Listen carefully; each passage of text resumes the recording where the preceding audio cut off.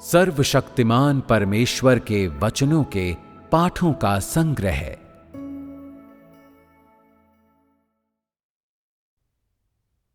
स्वयं परमेश्वर जो अद्वितीय है। 5 परमेश्वर की पवित्रता। 2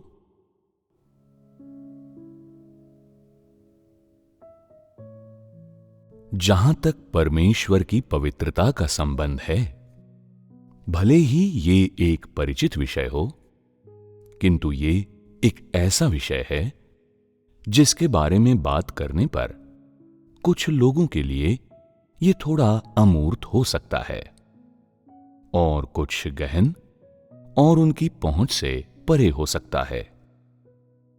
लेकिन चिंता करने की जरूरत नहीं।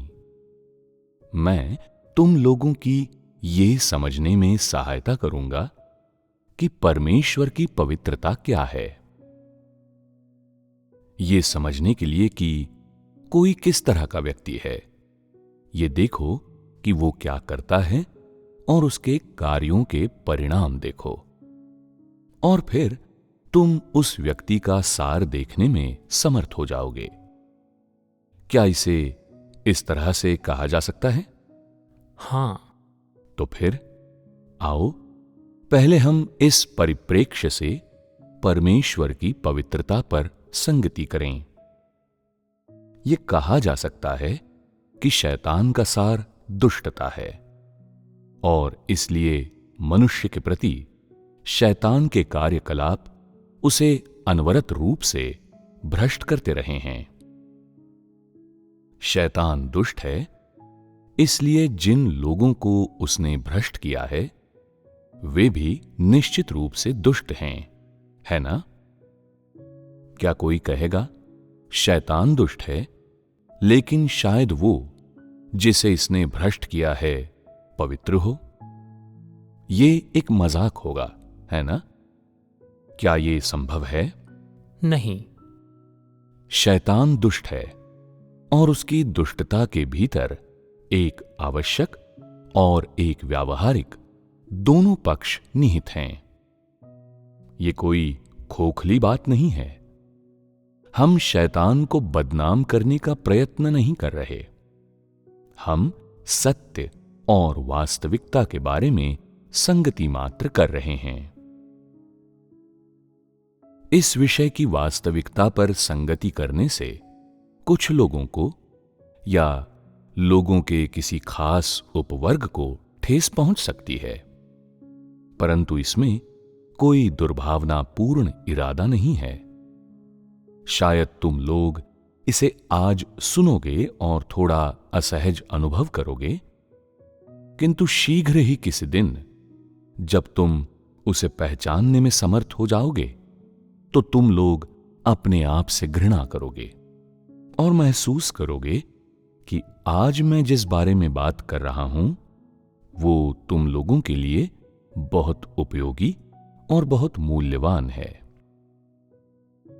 शैतान का सार दुष्टता है, इसलिए क्या हम ये कह सकते हैं कि शैतान के कार्यों के परिणाम भी अपरिहार्य रूप से दुष्ट होते हैं, या कम से कम उसकी दुष्टता से जुड़े होते हैं? हाँ। तो शैतान लोगों को किस तरह भ्रष्ट करता है? दुनिया में और लोगों के बीच शैतान जो दुष्टता करता है, उसके कौन से विशिष्ट पहलू लोगों को प्रत्यक्ष और दृष्टिगोचर होते हैं? क्या तुम लोगों ने पहले कभी इस बारे में सोचा है? शायद तुम लोगों ने इस पर ज्यादा विचार नहीं किया होगा, इसलिए मैं कुछ मुख्य बिंदुओं का उल्लेख कर देता हूं। हर कोई शैतान द्वारा प्रस्तावित विकास के सिद्धांत को जानता है ना? ये मनुष्य द्वारा अध्ययन किया गया ज्ञान का एक क्षेत्र है ना? हाँ, है। इसलिए शैतान मनुष्य को भ्रष्ट करने के लिए पहले ज्ञान का उपयोग करता है और उन्हें ज्ञान प्रदान करने के लिए अपने खुद के शैतानी तरीकों का इस्तेमाल करता है। फिर वो उन्हें भ्रष्ट करने के लिए विज्ञान का इस्तेमाल करता है और ज्ञान, विज्ञान, रहस्यमयी मामलों या उन मामलों में जिनकी लोग खोज करना चाहते हैं, उनकी रुचि जगाता है। मनुष्य को भ्रष्ट करने के लिए शैतान द्वारा इस्तेमाल की जाने वाली अन्य चीजें हैं पारंपरिक संस्कृति और अंधविश्वास, और उसके बाद सामाजिक प्रवृत्तियां।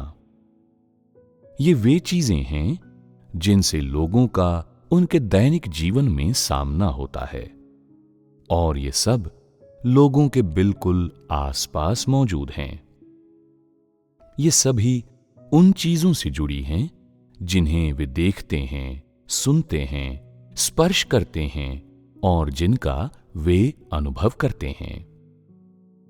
कोई ये कह सकता है कि प्रत्येक मनुष्य अपना जीवन इन्हीं चीजों से घिरा हुआ जीता है और चाहकर भी इनसे बच नहीं सकता या मुक्त नहीं हो सकता। इन चीजों के सामने मनुष्य जाति असहाय है और मनुष्य सिर्फ उनसे प्रभावित, संक्रमित, नियंत्रित और बाध्य होने के सिवा कुछ नहीं कर सकता। मनुष्य के पास खुद को इनसे छुड़ाने की ताकत नहीं है। 1. शैतान मनुष्य को भ्रष्ट करने के लिए ज्ञान का उपयोग कैसे करता है? पहले हम ज्ञान के बारे में बात करेंगे। क्या ज्ञान ऐसी चीज है जिसे हर कोई सकारात्मक चीज मानता है? लोग कम से कम ये तो सोचते ही हैं कि ज्ञान शब्द का संकेतार्थ नकारात्मक के बजाय सकारात्मक है। तो हम यहां क्यों उल्लेख कर रहे हैं कि शैतान मनुष्य को भ्रष्ट करने के लिए ज्ञान का उपयोग करता है? क्या विकास का सिद्धांत ज्ञान का एक पहलू नहीं है? क्या न्यूटन के वैज्ञानिक नियम ज्ञान का भाग नहीं है? पृथ्वी का गुरुत्वाकर्षण भी ज्ञान का ही एक भाग है ना? हाँ। तो फिर ज्ञान क्यों उन चीजों में सूचीबद्ध है जिन्हें शैतान मनुष्य को भ्रष्ट करने के लिए इस्तेमाल करता है? तुम लोगों का इस बारे में क्या विचार है? क्या ज्ञान में सत्य का लेश मात्र भी होता है? नहीं। तो ज्ञान का सार क्या है? मनुष्य द्वारा प्राप्त किए जाने वाले समस्त ज्ञान का आधार क्या है? क्या ये विकास के सिद्धांत पर आधारित है? क्या मनुष्य द्वारा खोज और संकलन के माध्यम से प्राप्त ज्ञान नास्तिकता पर आधारित नहीं है? क्या ऐसे किसी ज्ञान का परमेश्वर के साथ कोई संबंध है? क्या ये परमेश्वर की उपासना करने के साथ जुड़ा है? क्या ये सत्य के साथ जुड़ा है? नहीं। तो शैतान मनुष्य को भ्रष्ट करने के लिए ज्ञान का उपयोग कैसे करता है? मैंने अभी अभी कहा कि इसमें से कोई भी ज्ञान परमेश्वर की उपासना करने या सत्य के साथ नहीं जुड़ा है। कुछ लोग इस बारे में इस तरह सोचते हैं, हो सकता है ज्ञान का सत्य से कोई लेना देना न हो, किंतु फिर भी ये लोगों को भ्रष्ट नहीं करता। तुम लोगों का इस बारे में क्या विचार है? क्या तुम्हें ज्ञान के द्वारा ये सिखाया गया है कि व्यक्ति की खुशी उसके अपने 2 हाथों द्वारा सृजित होनी चाहिए? क्या ज्ञान ने तुम्हें ये सिखाया कि मनुष्य का भाग्य उसके अपने हाथों में है? हाँ। ये कैसी बात है? ये शैतानी बात है। बिल्कुल सही, ये शैतानी बात है। ज्ञान चर्चा का एक जटिल विषय है। तुम बस ये कह सकते हो कि ज्ञान का क्षेत्र ज्ञान से अधिक कुछ नहीं है।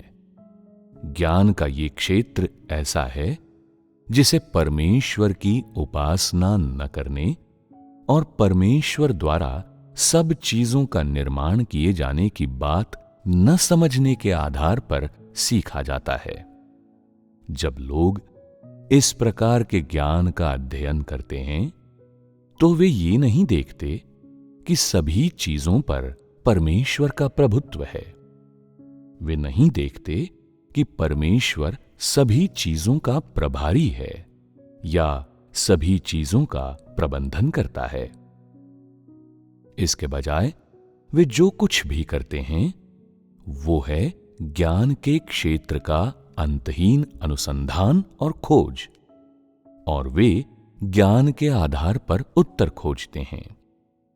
लेकिन क्या ये सच नहीं है कि अगर लोग परमेश्वर पर विश्वास नहीं करेंगे और इसके बजाय केवल अनुसंधान करेंगे तो वे कभी भी सही उत्तर नहीं पाएंगे? वो सब ज्ञान तुम्हें केवल जीविकोपार्जन, एक नौकरी, आमदनी दे सकता है ताकि तुम भूखे न रहो, किंतु वो तुम्हें कभी भी परमेश्वर की आराधना नहीं करने देगा और वो कभी भी तुम्हें बुराई से दूर नहीं रखेगा।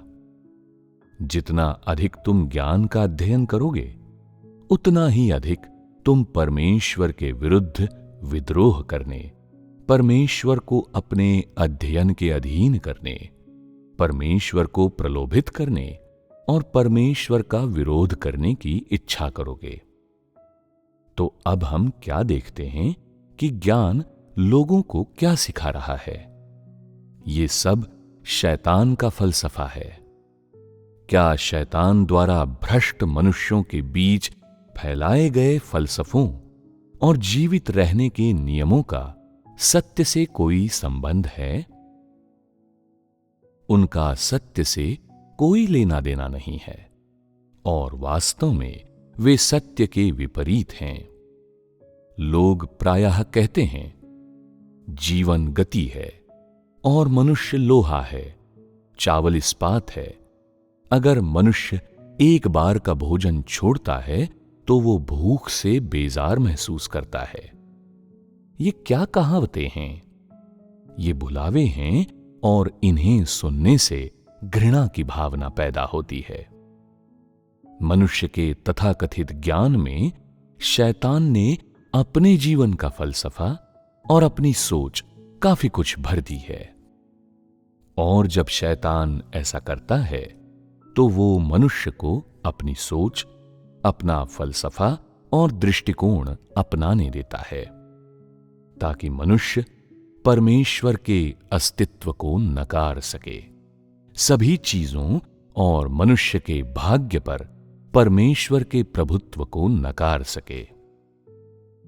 तो जब मनुष्य का अध्ययन आगे बढ़ता है और वो अधिक ज्ञान प्राप्त कर लेता है, वो परमेश्वर के अस्तित्व को धुंधला होता महसूस करता है और फिर वो ये भी महसूस कर सकता है कि परमेश्वर का अस्तित्व ही नहीं है। चूंकि शैतान ने अपने दृष्टिकोण, धारणाएं और विचार मनुष्य के मन में भर दिए हैं, तो क्या इस प्रक्रिया में मनुष्य भ्रष्ट नहीं होता? हाँ। अब मनुष्य अपना जीवन किस पर आधारित कर लेता है? क्या वो सचमुच इस ज्ञान पर जी रहा है? नहीं, मनुष्य अपने जीवन को शैतान के उन विचारों, दृष्टिकोणों और फलसफों पर आधारित कर रहा है जो इस ज्ञान के भीतर छिपे हैं। यहीं पर शैतान द्वारा मनुष्य की भ्रष्टता का अनिवार्य अंश घटित होता है। ये शैतान का लक्ष्य और मनुष्य को भ्रष्ट करने की विधि दोनों है। हम ज्ञान के सबसे सतही पहलू पर चर्चा से शुरुआत करेंगे। क्या भाषाओं का व्याकरण और शब्द लोगों को भ्रष्ट करने में समर्थ हैं? क्या शब्द लोगों को भ्रष्ट कर सकते हैं? नहीं। शब्द लोगों को भ्रष्ट नहीं करते। वे एक उपकरण हैं जिसका लोग बोलने के लिए इस्तेमाल करते हैं, और वे वो उपकरण भी हैं जिसका लोग परमेश्वर के साथ संवाद करने के लिए इस्तेमाल करते हैं। और इतना ही नहीं, वर्तमान समय में भाषा और शब्द ही हैं जिनसे परमेश्वर लोगों के साथ संवाद करता है। वे उपकरण हैं और वे एक आवश्यकता हैं। 1 और 1 2 होते हैं, और 2 गुणा 2 4 होते हैं। क्या ये ज्ञान नहीं है? पर क्या ये तुम्हें भ्रष्ट कर सकता है? ये सामान्य ज्ञान है। ये एक निश्चित प्रतिमान है, और इसलिए ये लोगों को भ्रष्ट नहीं कर सकता। तो किस तरह का ज्ञान लोगों को भ्रष्ट करता है? भ्रष्ट करने वाला ज्ञान वो ज्ञान होता है जिसमें शैतान के दृष्टिकोणों और विचारों की मिलावट होती है। शैतान इन दृष्टिकोणों और विचारों को ज्ञान के माध्यम से मानव जाति में भरने का प्रयास करता है। उदाहरण के लिए, किसी लेख में लिखित शब्दों में अपने आप में कुछ गलत नहीं होता। जब लेखक लेख लिखता है तो समस्या उसके दृष्टिकोण और अभिप्राय के साथ ही उसके विचारों की विषय वस्तु में होती है। ये आत्मा की चीजें हैं और ये लोगों को भ्रष्ट करने में सक्षम हैं। उदाहरण के लिए, अगर तुम टेलीविजन पर कोई कार्यक्रम देख रहे हो तो उसमें किस प्रकार की चीजें लोगों का दृष्टिकोण बदल सकती हैं? क्या कलाकारों द्वारा कहे गए शब्द खुद लोगों को भ्रष्ट करने में सक्षम होंगे? नहीं। किस प्रकार की चीजें लोगों को भ्रष्ट करेंगी? ये कार्यक्रम के मुख्य विचार और विषय वस्तु होंगे जो निर्देशक के विचारों का प्रतिनिधित्व करेंगे। इन विचारों द्वारा वहन की गई सूचना लोगों के मन और मस्तिष्क को प्रभावित कर सकती है। क्या ऐसा नहीं है? अब तुम लोग जानते हो कि मैं अपनी चर्चा में शैतान द्वारा लोगों को भ्रष्ट करने के लिए ज्ञान का उपयोग करने के संदर्भ में क्या कह रहा हूं। तुम गलत नहीं समझोगे, है ना? तो अगली बार जब तुम कोई उपन्यास या लेख पढ़ोगे तो क्या तुम आकलन कर सकोगे कि लिखित शब्दों में व्यक्त किए गए विचार मनुष्य को भ्रष्ट करते हैं या मानव जाति के लिए योगदान करते हैं? हाँ, कुछ हद तक। ये ऐसी चीज है जिसे धीमी गति से पढ़ा और अनुभव किया जाना चाहिए, और ये ऐसी चीज नहीं है जिसे तुरंत आसानी से समझ लिया जाए। उदाहरण के लिए, ज्ञान के किसी क्षेत्र में शोध या अध्ययन करते समय उस ज्ञान के कुछ सकारात्मक पहलू उस क्षेत्र के बारे में कुछ सामान्य ज्ञान पाने में सहायता कर सकते हैं। साथ ही ये जानने में भी सक्षम बना सकते हैं कि किन चीजों से लोगों को बचना चाहिए। उदाहरण के लिए, बिजली को लो। ये ज्ञान का एक क्षेत्र है ना? अगर तुम्हें यह पता न होता कि बिजली लोगों को झटका मार सकती है और चोट पहुंचा सकती है, तो क्या तुम अनभिज्ञ न होते? किंतु एक बार ज्ञान के इस क्षेत्र को समझ लेने पर तुम बिजली के करंट वाली चीजों को छूने में लापरवाही नहीं बरतोगे, और तुम जान जाओगे कि बिजली का उपयोग कैसे करना है।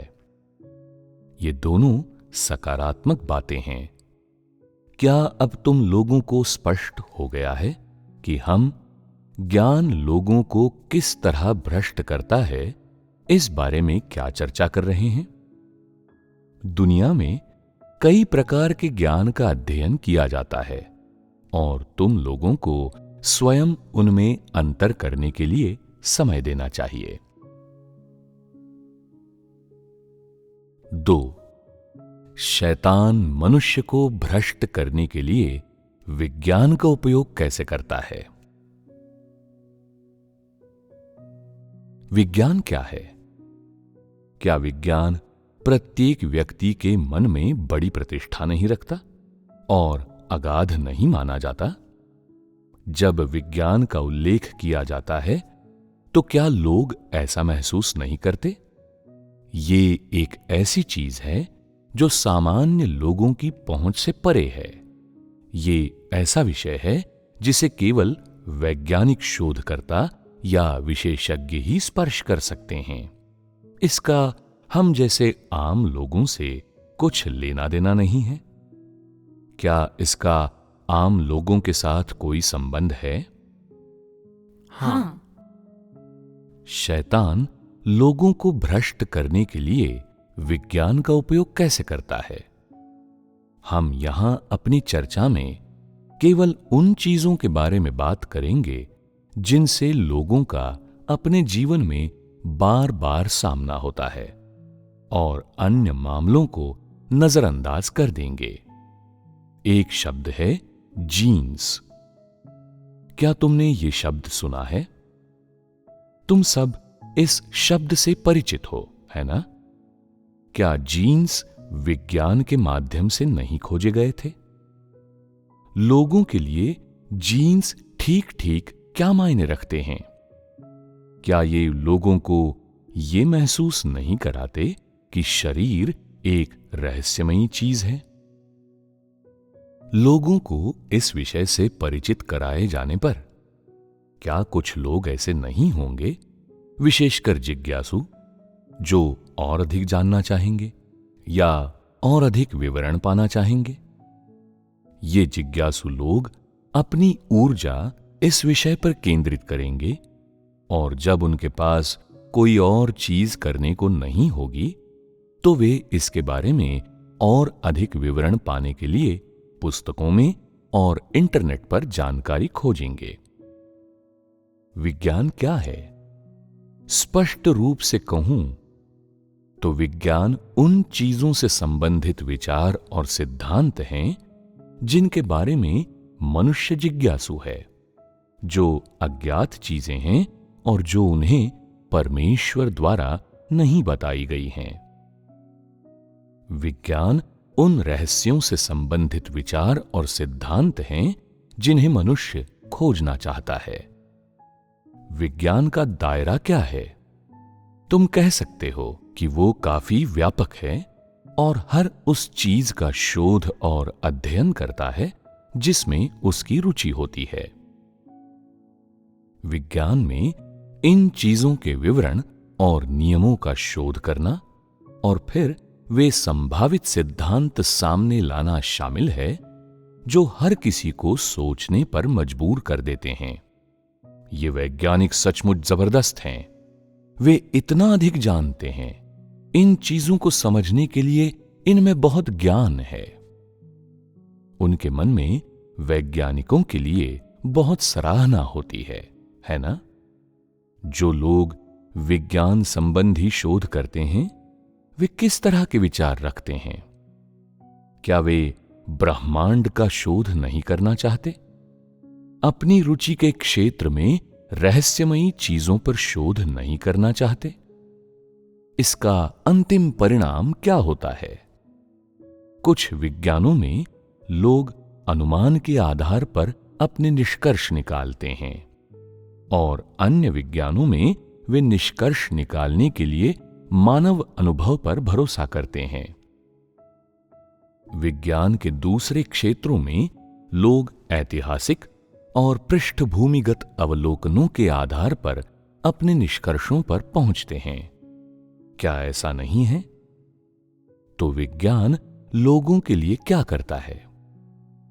विज्ञान सिर्फ इतना करता है कि लोगों को भौतिक जगत में चीजों को देखने देता है और मनुष्य की जिज्ञासा शांत करता है, पर यह मनुष्य को उन नियमों को देखने में सक्षम नहीं बनाता जिनके द्वारा परमेश्वर सब चीजों पर प्रभुत्व रखता है। मनुष्य विज्ञान में उत्तर पाता प्रतीत होता है, किंतु वे उत्तर उलझन में डालने वाले होते हैं और केवल अस्थाई संतुष्टि लाते हैं। ऐसी संतुष्टि जो मनुष्य के मन को केवल भौतिक संसार तक सीमित रखने का काम करती है। मनुष्यों को महसूस होता है कि उन्हें विज्ञान से उत्तर मिले हैं, इसलिए जो कोई भी मामला उठता है वे उस मामले को साबित या स्वीकृत करने के लिए आधार के रूप में अपने वैज्ञानिक विचारों का ही इस्तेमाल करते हैं। मनुष्य का मन विज्ञान से आविष्ट हो जाता है और उससे इस हद तक बहक जाता है कि वो परमेश्वर को जानने, परमेश्वर की उपासना करने और ये मानने को तैयार नहीं होता कि सभी चीजें परमेश्वर से आती हैं और उत्तर पाने के लिए मनुष्य को उसकी ओर देखना चाहिए। क्या ये सच नहीं है? लोग जितना अधिक विज्ञान में विश्वास करते हैं, उतने ही अधिक बेतुके हो जाते हैं और ये मानने लगते हैं कि हर चीज का एक वैज्ञानिक समाधान होता है, कि शोध किसी भी चीज का समाधान कर सकता है। वे परमेश्वर को नहीं खोजते और वे ये विश्वास नहीं करते कि उसका अस्तित्व है। यहां तक कि कई सालों तक परमेश्वर का अनुसरण करने वाले कुछ लोग भी सनक में आकर बैक्टीरिया की खोज करने चले जाते हैं या किसी मुद्दे के जवाब के लिए जानकारी खोजने लगते हैं। ऐसे व्यक्ति मुद्दों को सत्य के परिप्रेक्ष्य से नहीं देखते और अधिकांश मामलों में वे समस्याओं का समाधान करने के लिए वैज्ञानिक विचारों या ज्ञान या वैज्ञानिक समाधानों पर भरोसा करना चाहते हैं। वे परमेश्वर पर भरोसा नहीं करते और वे परमेश्वर की खोज नहीं करते। क्या ऐसे लोगों के हृदय में परमेश्वर होता है? नहीं। कुछ ऐसे लोग भी होते हैं जो परमेश्वर की खोज भी उसी तरह से करना चाहते हैं जैसे वे विज्ञान का अध्ययन करते हैं।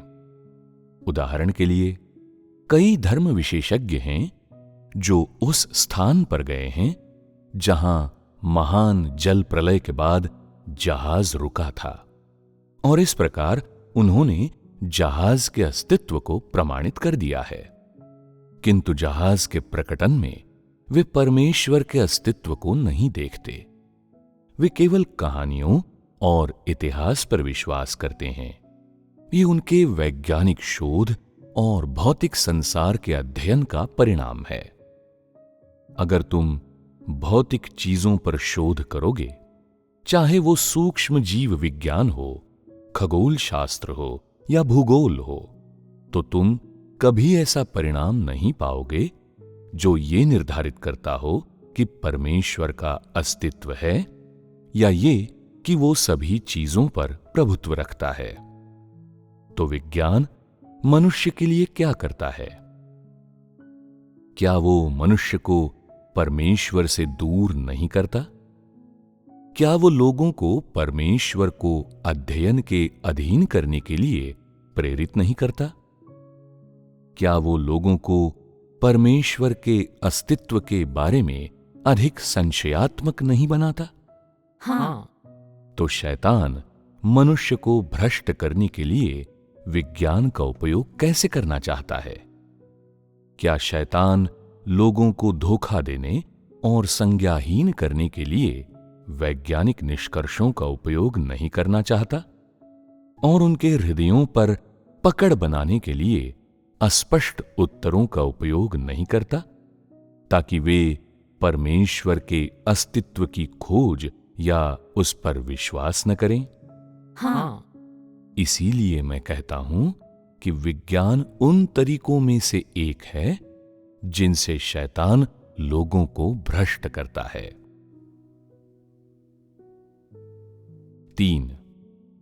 शैतान मनुष्य को भ्रष्ट करने के लिए पारंपरिक संस्कृति का उपयोग कैसे करता है? क्या ऐसी कई चीजें हैं या क्या ऐसी कई चीजें नहीं हैं जो पारंपरिक संस्कृति का अंग मानी जाती हैं? हाँ है। इस पारंपरिक संस्कृति का अर्थ क्या है? कुछ लोग कहते हैं कि ये पूर्वजों से चली आती है। ये एक पहलू है। आरंभ से ही परिवारों, जातीय समूहों, यहां तक कि पूरी मानव जाति में जीवन के तरीके, रीति रिवाज, कहावतें और नियम आगे बढ़ाए गए हैं और वे लोगों के विचारों में बैठ गए हैं। लोग उन्हें अपने जीवन का अविभाज्य अंग समझते हैं और उन्हें नियमों की तरह मानते हैं और उनका इस तरह पालन करते हैं जैसे वे स्वयं जीवन हों। दरअसल वे कभी भी इन चीजों को बदलना या इनका परित्याग करना नहीं चाहते, क्योंकि ये उनके पूर्वजों से आई हैं।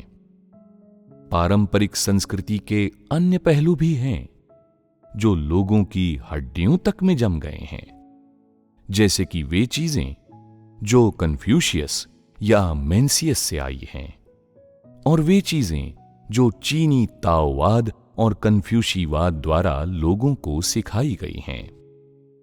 क्या ये सही नहीं है? पारंपरिक संस्कृति में क्या चीजें शामिल हैं? क्या इसमें वे त्योहार शामिल हैं जिन्हें लोग मनाते हैं?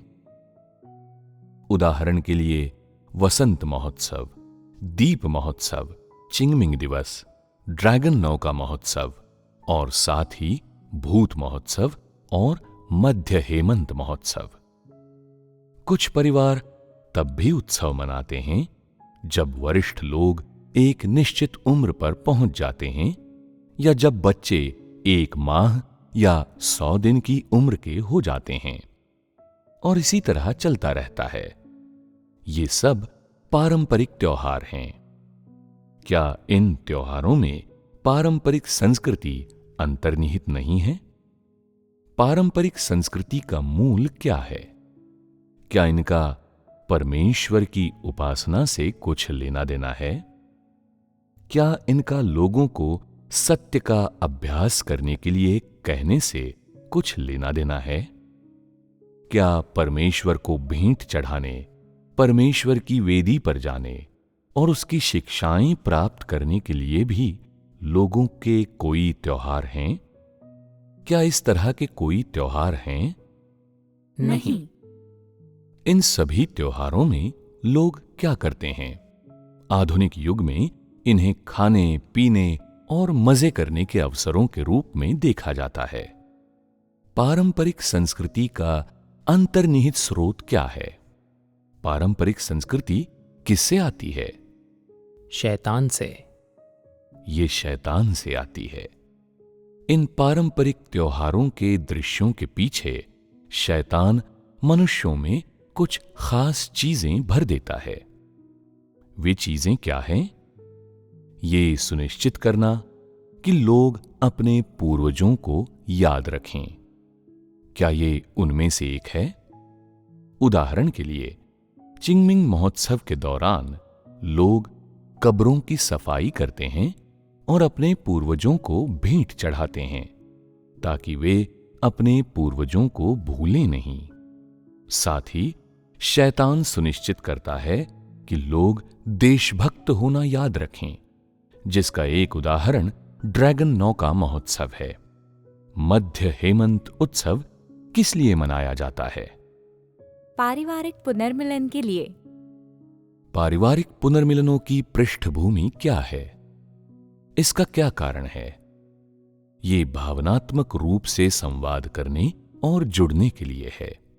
निस्संदेह, चाहे वो चंद्र नववर्ष की पूर्व संध्या मनाना हो या दीप महोत्सव, उन्हें मनाने के पीछे के कारणों का वर्णन करने के कई तरीके हैं, लेकिन कोई उन कारणों का वर्णन कैसे भी करे, उनमें से प्रत्येक कारण शैतान द्वारा लोगों में अपना फलसफा और सोच भरने का तरीका है, ताकि वे परमेश्वर से भटक जाएं और ये न जानें कि परमेश्वर है, और वे भेंटें या तो अपने पूर्वजों को चढ़ाएं या फिर शैतान को, या देह सुख की इच्छाओं के वास्ते खाएं, पिएं और मजा करें।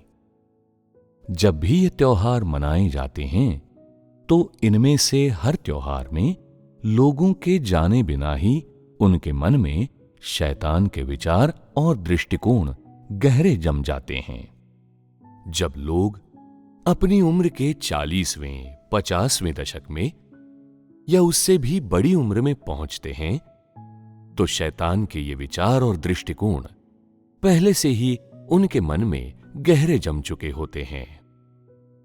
इतना ही नहीं, लोग इन विचारों को, चाहे वे सही हों या गलत, अविवेकपूर्ण ढंग से और बिना दुराव छिपाव के अगली पीढ़ी में संचारित करने का भरसक प्रयास करते हैं। क्या ऐसा नहीं है? है। पारंपरिक संस्कृति और ये त्योहार लोगों को कैसे भ्रष्ट करते हैं, क्या तुम जानते हो? लोग इन परंपराओं के नियमों से इतने विवश और बाध्य हो जाते हैं कि उनमें परमेश्वर को खोजने का समय और ऊर्जा नहीं बचती। ये एक पहलू है। उदाहरण के लिए, चंद्र नववर्ष के दौरान हर कोई उत्सव मनाता है। अगर तुमने नहीं मनाया तो क्या तुम दुखी महसूस नहीं करोगे? क्या तुम अपने दिल में कोई अंधविश्वास रखते हो? शायद तुम ऐसा महसूस करो, मैंने नववर्ष का उत्सव नहीं मनाया, और चूंकि चंद्र नववर्ष का दिन एक खराब दिन था, तो कहीं बाकी पूरा वर्ष भी खराब ही न बीते। क्या तुम बुरा और थोड़ा डरा हुआ महसूस नहीं करोगे? ऐसे भी कुछ लोग हैं जिन्होंने वर्षों से अपने पुरखों को भेंट नहीं चढ़ाई है, और वे अचानक स्वप्न देखते हैं जिसमें कोई मृत व्यक्ति उनसे धन मांगता है। वे कैसा महसूस करेंगे? कितने दुख की बात है कि इस मृत व्यक्ति को खर्च करने के लिए धन चाहिए। मैं उसके लिए कुछ कागजी मुद्रा जला दूंगा। अगर मैं ऐसा नहीं करता हूं तो यह बिल्कुल भी सही नहीं होगा। इससे हम जीवित लोग किसी मुसीबत में पड़ सकते हैं। कौन कह सकता है दुर्भाग्य कब आ पड़ेगा? उनके मन में डर और चिंता का ये छोटा सा बादल हमेशा मंडराता रहेगा। उन्हें ये चिंता कौन देता है? शैतान। शैतान इस चिंता का स्रोत है। क्या ये शैतान द्वारा मनुष्य को भ्रष्ट करने का एक तरीका नहीं है? वो तुम्हें भ्रष्ट करने, तुम्हें धमकाने और तुम्हें बांधने के लिए विभिन्न तरीके और बहाने इस्तेमाल करता है, ताकि तुम स्तब्ध रह जाओ और झुक जाओ और उसके सामने समर्पण कर दो। शैतान इसी तरह मनुष्य को भ्रष्ट करता है। प्रायः जब लोग कमजोर होते हैं या परिस्थितियों से पूर्णतः अवगत नहीं होते, तब वे असावधानीवश भ्रमित तरीके से कुछ कर सकते हैं। अर्थात वे अनजाने में शैतान के चंगुल में फंस जाते हैं और वे बेइरादा कुछ कर सकते हैं, कुछ ऐसी चीजें कर सकते हैं जिनके बारे में वे नहीं जानते कि वे क्या कर रहे हैं। शैतान इसी तरह से मनुष्य को भ्रष्ट करता है। यहां तक कि अब कुछ लोग ऐसे भी हैं जो गहरे जड़ जमाई हुई पारंपरिक संस्कृति से अलग होने के अनिच्छुक हैं और उसे नहीं छोड़ सकते। विशेष रूप से जब वे कमजोर और निष्क्रिय होते हैं, तब वे इस प्रकार के उत्सव मनाना चाहते हैं और वे फिर से शैतान से मिलना और उसे संतुष्ट करना चाहते हैं, ताकि उनके दिलों को सुकून मिल जाए। पारंपरिक संस्कृति की पृष्ठभूमि क्या है? क्या पर्दे के पीछे से शैतान का काला हाथ डोर खींच रहा है? क्या शैतान की दुष्ट प्रकृति जोड़ तोड़ और नियंत्रण कर रही है? क्या शैतान इन सभी चीजों को नियंत्रित कर रहा है? हाँ। जब लोग इस पारंपरिक संस्कृति में जीते हैं और इस प्रकार के पारंपरिक त्योहार मनाते हैं, तो क्या हम कह सकते हैं कि ये एक ऐसा परिवेश है जिसमें वे शैतान द्वारा मूर्ख बनाए और भ्रष्ट किए जा रहे हैं? और इतना ही नहीं, वे शैतान द्वारा मूर्ख बनाए जाने और भ्रष्ट किए जाने से खुश हैं? हाँ। ये एक ऐसी चीज है जिसे तुम सब स्वीकार करते हो, जिसके बारे में तुम जानते हो। 4. शैतान मनुष्य को भ्रष्ट करने के लिए अंधविश्वास का उपयोग कैसे करता है? तुम अंधविश्वास शब्द से परिचित हो, है ना? अंधविश्वास और पारंपरिक संस्कृति में संबंध हैं, किंतु आज हम उनके बारे में बात नहीं करेंगे। इसके बजाय मैं अंधविश्वास के सबसे ज्यादा सामने आने वाले रूपों की चर्चा करूंगा। भविष्य कथन, ज्योतिष, धूप जलाना और बुद्ध की आराधना करना। कुछ लोग भविष्य कथन करते हैं, दूसरे लोग बुद्ध की आराधना करते हैं और धूप जलाते हैं, जबकि अन्य लोग अपना भाग्य पढ़वाते हैं या किसी को अपना चेहरा दिखाकर अपना भाग्य ज्ञात करवाते हैं। तुम लोगों में से कितनों ने अपना भाग्य ज्ञात करवाया या चेहरा पढ़वाया है? ये चीज ऐसी है जिसमें अधिकांश लोग रुचि रखते हैं, है ना? हाँ। क्यों? भविष्य कथन और ज्योतिष से लोगों को क्या फायदा होता है? इससे उन्हें किस प्रकार की संतुष्टि मिलती है? जिज्ञासा।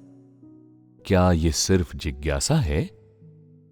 जहां तक मैं देखता हूं, जरूरी नहीं कि यह सिर्फ जिज्ञासा हो।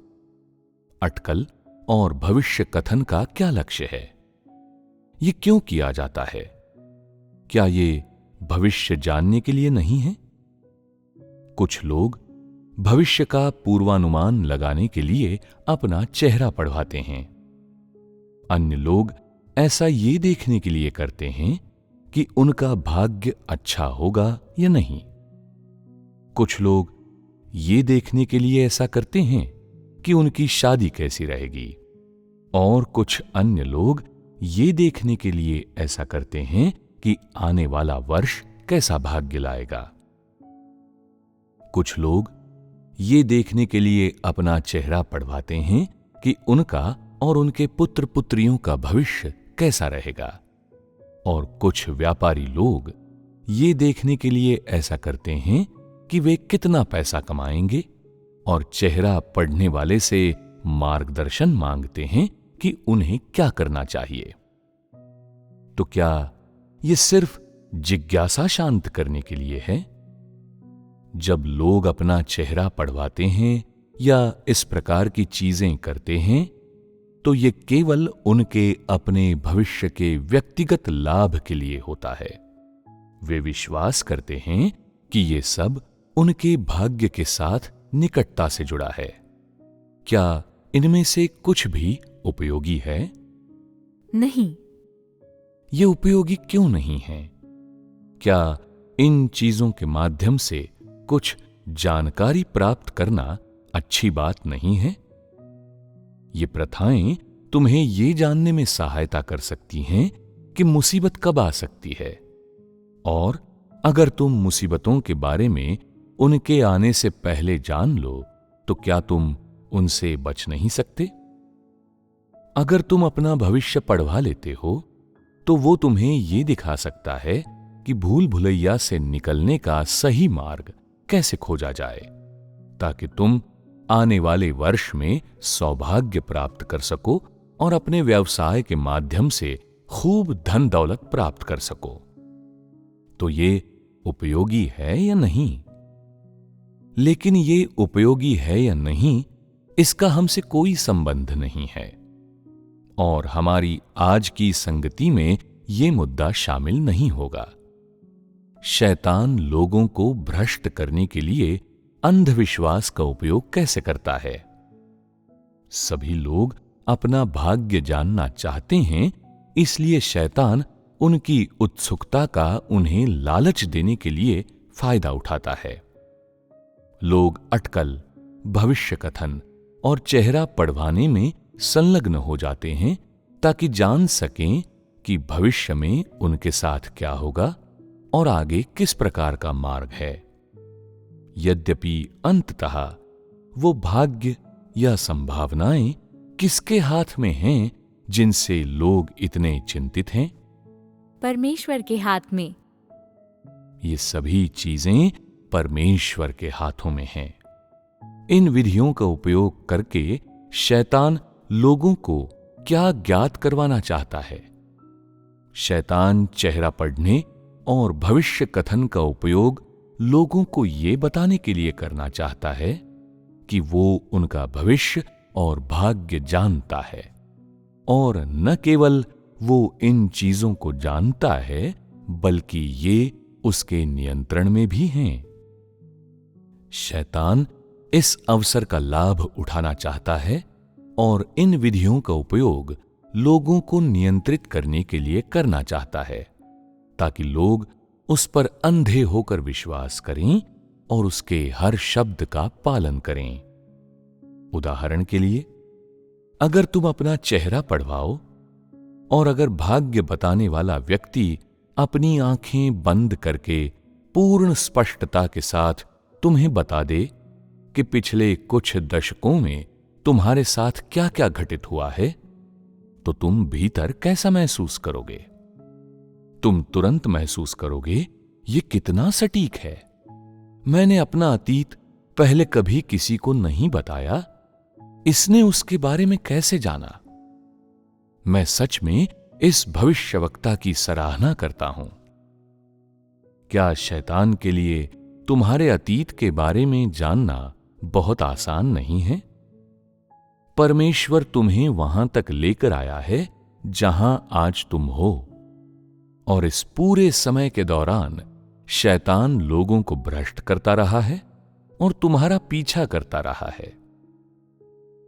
तुम्हारे जीवन के दशकों का समय शैतान के लिए कुछ भी नहीं है, और इन चीजों को जानना उसके लिए कठिन नहीं है।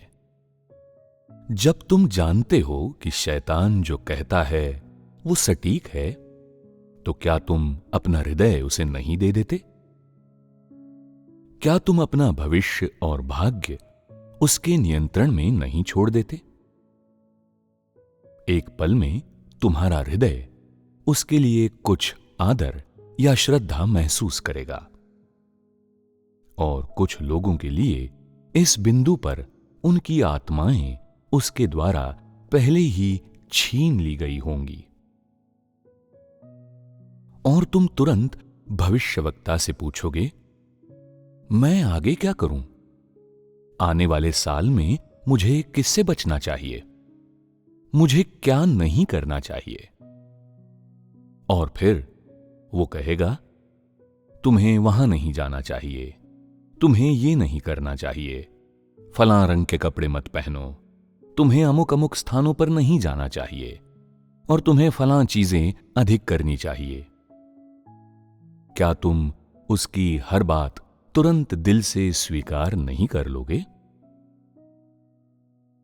तुम उसके वचन परमेश्वर के वचनों से भी अधिक तेजी से याद कर लोगे।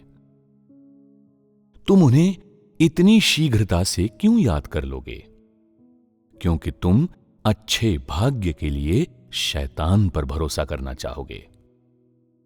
क्या तभी वो तुम्हारे दिल पर कब्जा नहीं कर लेता? जब उसकी भविष्यवाणियां एक के बाद एक सच हो जाती हैं, तब क्या तुम ये जानने के लिए वापस उसके पास नहीं जाना चाहोगे कि अगला साल कैसा भाग्य लेकर आएगा? हाँ। तुम वही करोगे जो शैतान तुमसे करने के लिए कहेगा, और उन चीजों से बचोगे जिनसे वो बचने के लिए कहेगा। इस तरह से क्या तुम उसकी कही हर बात का पालन नहीं कर रहे होते? बहुत जल्दी तुम उसकी गोद में जा गिरोगे, धोखा खाओगे और उसके नियंत्रण में चले जाओगे। ऐसा इसलिए होता है क्योंकि तुम विश्वास करते हो कि वो जो कहता है वो सत्य है, और क्योंकि तुम मानते हो कि वो तुम्हारी पिछली जिंदगियों, तुम्हारी वर्तमान जिंदगी और तुम्हारे भविष्य में घटित होने वाली चीजों के बारे में जानता है। यही वो विधि है जिससे शैतान लोगों को नियंत्रित करता है। किंतु वास्तव में कौन नियंत्रण करता है? स्वयं परमेश्वर नियंत्रण करता है, शैतान नहीं। शैतान इस मामले में अपनी चालाकियों का उपयोग केवल अज्ञानी लोगों को चकमा देने के लिए करता है, उन लोगों को बरगलाने के लिए करता है जो उस पर विश्वास और भरोसा करने में केवल भौतिक जगत को देखते हैं। फिर वे शैतान के चंगुल में फंस जाते हैं और उसकी हर बात मानते हैं। किंतु क्या जब लोग परमेश्वर पर विश्वास करना और उसका अनुसरण करना चाहते हैं, तब शैतान अपनी पकड़ ढीली करता है? शैतान अपनी पकड़ ढीली नहीं करता। इस स्थिति में क्या लोग वास्तव में शैतान के चंगुल में फंस रहे हैं? हाँ। क्या हम कह सकते हैं कि इस संदर्भ में शैतान का व्यवहार सचमुच निर्लज्जतापूर्ण है? हाँ। हम ऐसा क्यों कहेंगे? क्योंकि ये धोखा देने वाली और छल से भरी हुई चालबाजियां हैं। शैतान बेशर्म है और लोगों को गुमराह करता है कि वो उनसे संबंधित सभी चीजों को नियंत्रित करता है और वो उनके भाग्य को भी नियंत्रित करता है। इससे अज्ञानी लोग उसे पूरी तरह से मानने लगते हैं। वे केवल कुछ शब्दों से मूर्ख बना दिए जाते हैं। हतप्रभ होकर लोग उसके आगे झुक जाते हैं। तो शैतान किस तरह के तरीके इस्तेमाल करता है? खुद पर विश्वास करवाने के लिए वो क्या कहता है? उदाहरण के लिए, तुमने शैतान को नहीं बताया होगा कि तुम्हारे परिवार में कितने सदस्य हैं, किंतु शायद वो बता दे कि तुम्हारे परिवार में कितने सदस्य हैं, और साथ ही तुम्हारे माता पिता और बच्चों की उम्र भी बता दे। इससे पहले अगर तुम्हें शैतान पर कुछ शक या संदेह रहा भी हो, तो क्या ऐसी बातें सुनने के बाद तुम ये महसूस नहीं करोगे कि ये थोड़ा अधिक विश्वसनीय है? तब शैतान कह सकता है कि हाल ही में तुम्हारा कार्य कितना कठिन रहा है, कि तुम्हारे वरिष्ठ तुम्हें उतना महत्व नहीं देते जितना तुम्हें मिलना चाहिए, और वे हमेशा तुम्हारे विरुद्ध कार्य करते हैं, इत्यादि। ये सुनने के बाद तुम सोचोगे, ये बिल्कुल सही है। कार्यालय में सब चीजें सुचारू रूप से नहीं चल रही हैं। तो तुम शैतान पर थोड़ा और विश्वास करोगे। फिर वो तुम्हें धोखा देने के लिए कुछ और कहेगा, जिससे तुम उस पर और भी अधिक विश्वास करोगे। थोड़ा थोड़ा करके तुम अब खुद को उसका और प्रतिरोध करने या उस पर संदेह करने में असमर्थ पाओगे। शैतान सिर्फ कुछ मामूली चालाकियां, यहां तक कि छोटी छोटी तुच्छ चालाकियां इस्तेमाल करता है और इस तरह तुम्हें भ्रमित कर देता है। जब तुम भ्रमित हो जाते हो तो तुम अपना व्यवहार स्थिर नहीं रख पाते।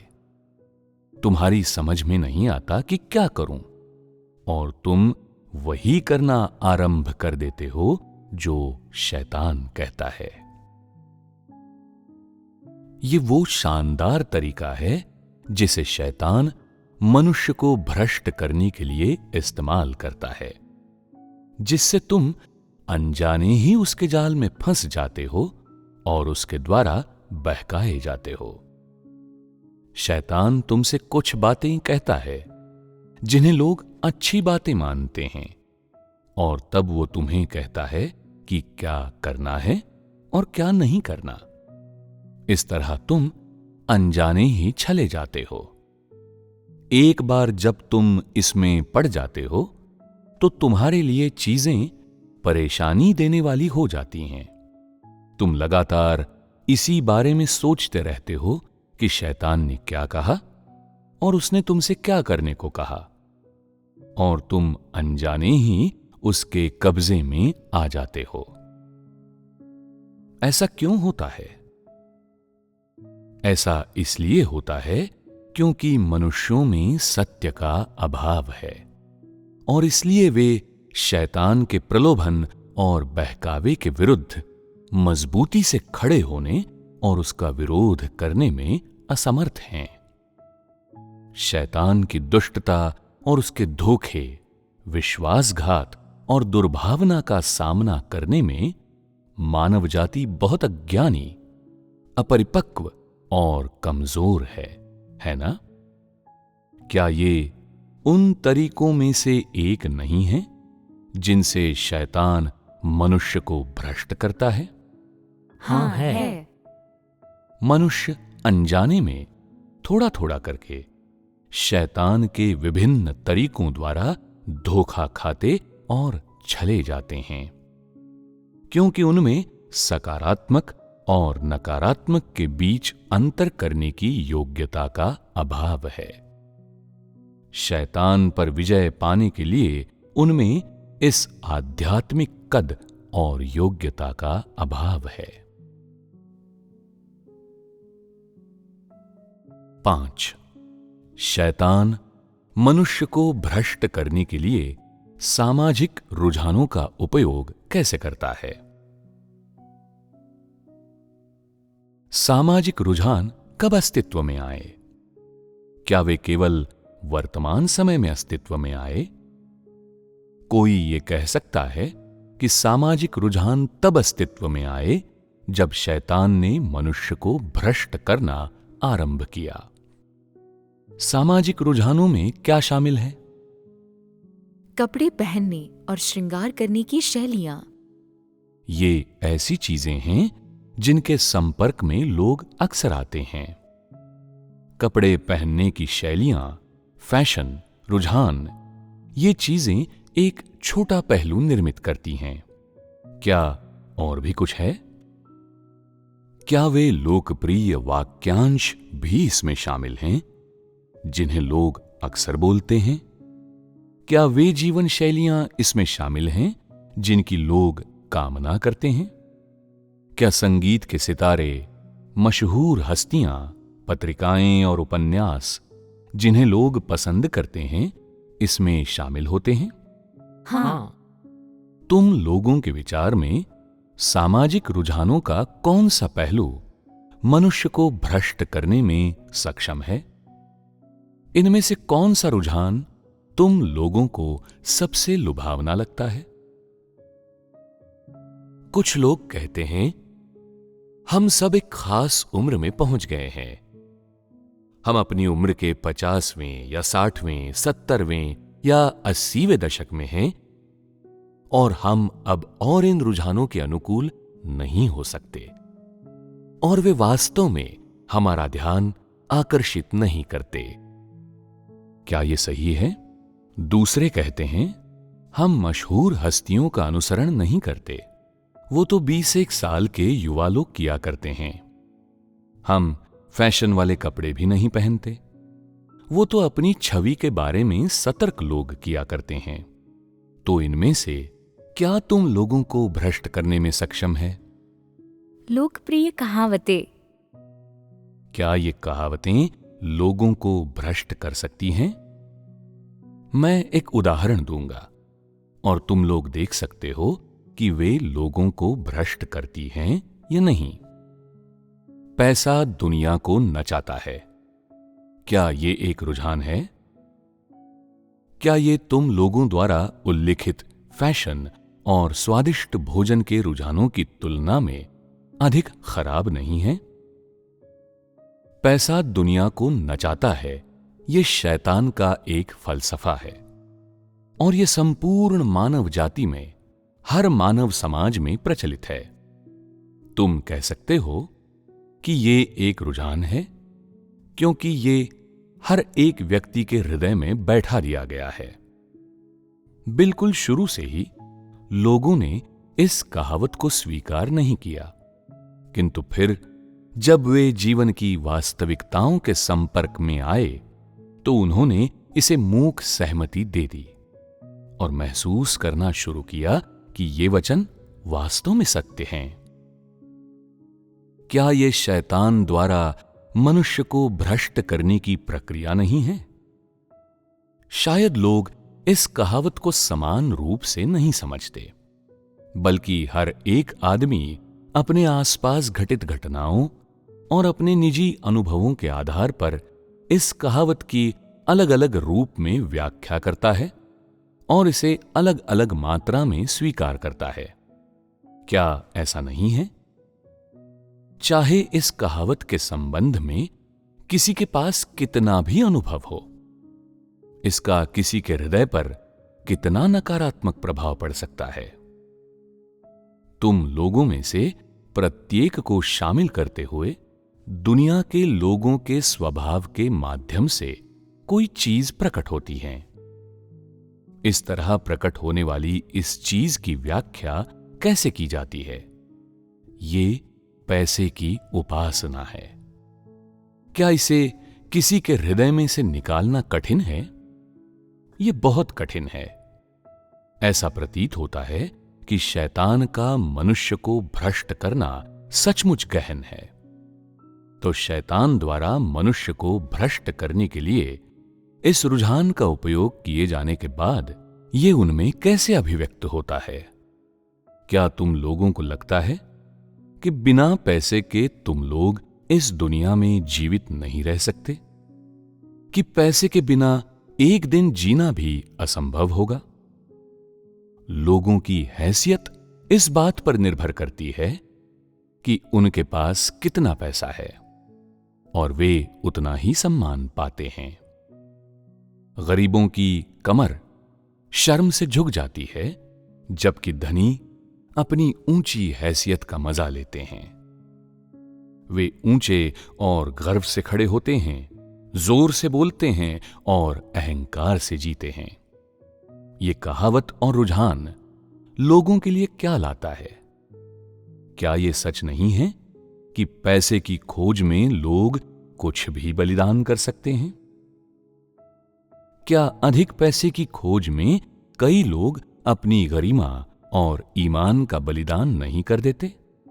इतना ही नहीं, क्या कई लोग पैसे की खातिर अपना कर्तव्य निभाने और परमेश्वर का अनुसरण करने का अवसर नहीं गंवा देते? क्या ये लोगों का नुकसान नहीं है? हाँ है। क्या मनुष्य को इस हद तक भ्रष्ट करने के लिए इस विधि और इस कहावत का उपयोग करने के कारण शैतान कुटिल नहीं है? क्या ये दुर्भावनापूर्ण चाल नहीं है?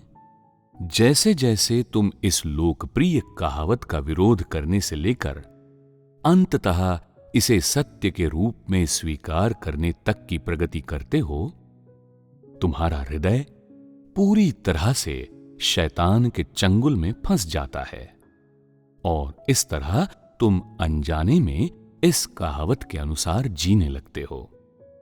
इस कहावत ने तुम्हें किस हद तक प्रभावित किया है?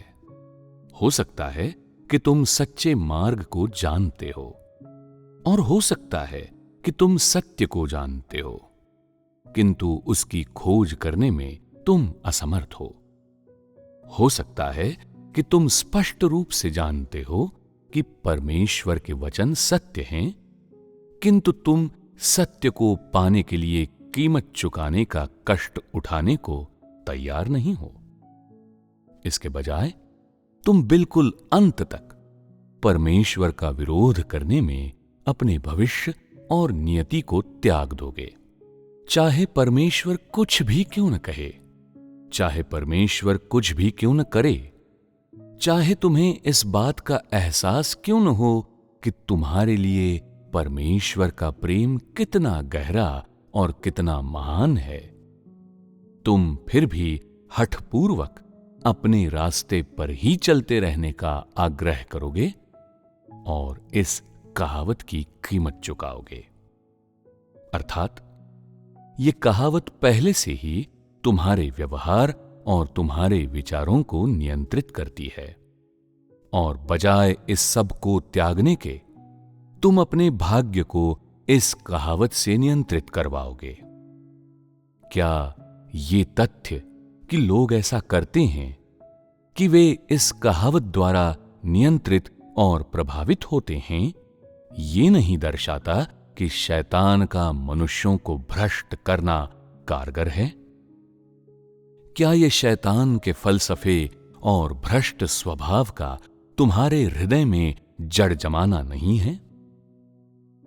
अगर तुम ऐसा करते हो तो क्या शैतान ने अपना लक्ष्य प्राप्त नहीं कर लिया है? हाँ। क्या तुम देखते हो कि कैसे इस तरह से शैतान ने मनुष्य को भ्रष्ट कर दिया है? क्या तुम इसे महसूस कर सकते हो? नहीं।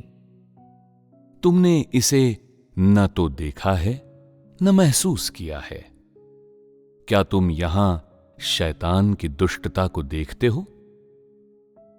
शैतान हर समय और हर जगह मनुष्य को भ्रष्ट करता है।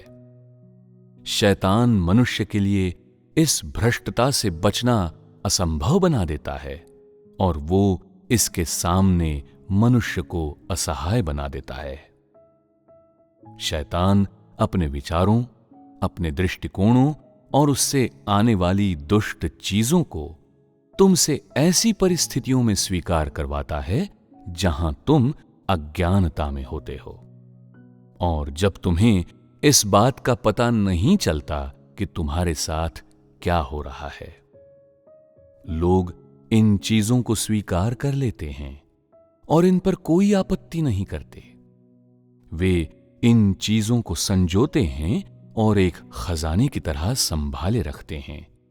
वे इन चीजों को अपने साथ जोड़ तोड़ करने देते हैं और उन्हें अपने साथ खिलवाड़ करने देते हैं, और इस तरह शैतान का मनुष्य को भ्रष्ट करना और अधिक गहरा होता जाता है।